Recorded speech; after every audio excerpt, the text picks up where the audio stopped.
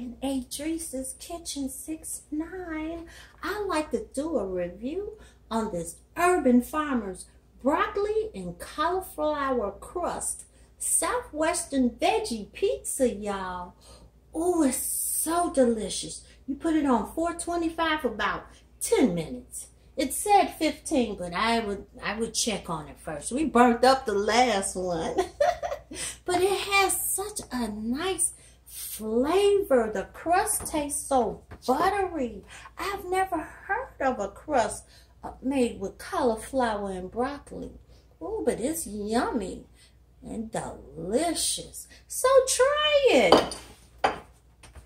And you know, I'm going to have me a glass of love that 6'9" wine, y'all. And it goes well with that pizza. Cheers.